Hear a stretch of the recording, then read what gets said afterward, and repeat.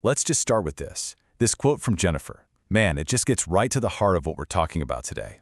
It's a really powerful reminder that behind all the numbers and the big ideas, we're talking about real families, at their lowest point, just looking for a way back.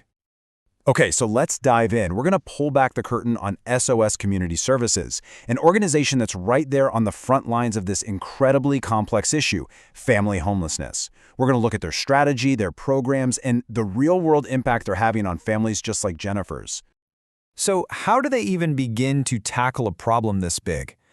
Well, it all starts with a core belief, an understanding that homelessness isn't just about not having a roof over your head.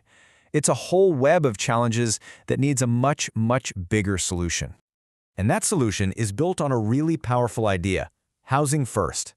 Now, this totally flips the traditional script on its head. Instead of making people jump through a dozen hoops before they can get a key to a home, this model says, no, a stable home is the essential first step. Because think about it, you can't possibly focus on finding a job, or your health, or your kids' schoolwork if you don't even know where you're going to sleep tonight. That home is the bedrock for everything else. So you've got this great idea, housing first, but how do you actually make it happen? Well, SOS builds what they call a comprehensive safety net, and it's organized around 4 key pillars of support. This is their roadmap for helping families not just survive, but actually thrive. Let's break this roadmap down for a second. You can see a real logic here, right?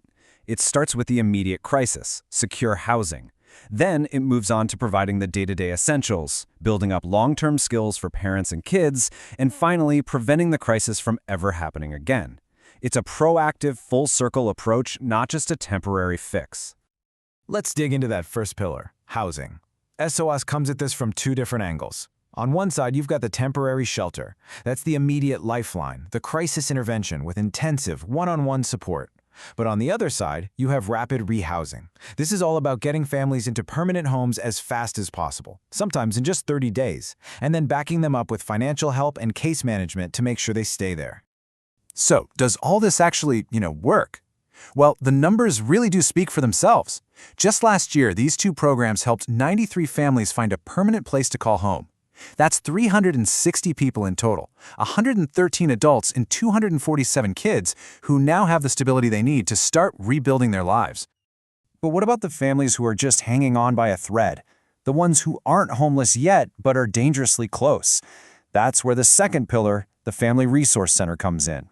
You can really think of it as that safety net.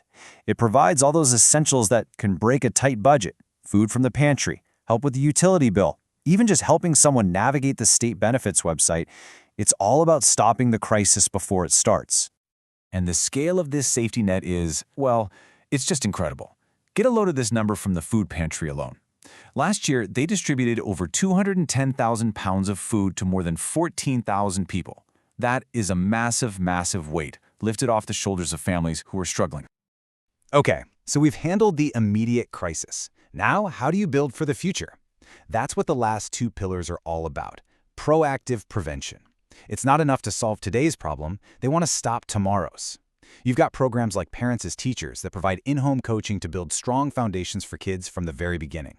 And then you have their eviction prevention team, which literally steps in to keep families in their homes, stopping that cycle of homelessness before it can even begin. All right, we've seen the philosophy, we've seen the strategy. But you know what they say? The proof is in the pudding. Or, in this case, the data. So let's do a quick fire round of the numbers and see the real, tangible impact of this whole approach. So remember those 93 families housed last year? Well, check this out. A full 81 of them were moved into permanent housing through that long-term rapid rehousing program. That tells you their focus isn't on a temporary fix, it's on a lasting solution. And what about prevention? This is huge. Their team helped 100 households, 100, keep their housing vouchers and avoid eviction. Think about what that means. That's 100 families that didn't have to go through the trauma of losing their home. That is an incredible win. Now, this is the slide that really got me. Just look at these success rates. For families coming from the temporary shelter, 78% move into permanent housing. That's amazing. But for rapid rehousing, that number jumps to an incredible 89%. This isn't just wishful thinking. This is a model that is proven to create lasting stability. And it's not just about the parents. The investment in the next generation is just as important, right? The Parents as Teachers program reached 142 families last year, supporting the healthy development of 280 young children. This is how you break cycles and build a stronger foundation for the entire community. You know, after throwing all those numbers at you, let's ground ourselves again. Let's bring it back to the real human side of this. This quote from Kim just says it all, doesn't it? SOS is not just about housing. It is about taking your life back. The goal isn't just a roof. It's about empowerment. It's giving people the foundation they need to reclaim their own lives. Okay, so when you see a model that's this comprehensive and you see the data that proves it's actually working, it kind of makes you think, right? It shifts the conversation from just being aware of a problem to thinking, well, what can we actually do about it?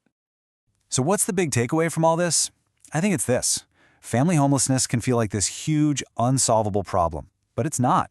What the work of SOS proves is that a smart, compassionate, and holistic approach, one that gets to the real roots of the problem, not just the symptoms, can create real, lasting change in people's lives. And that leaves us with this final thought. We've seen how one organization can weave this incredible safety net. The question for all of us is, what role will we play?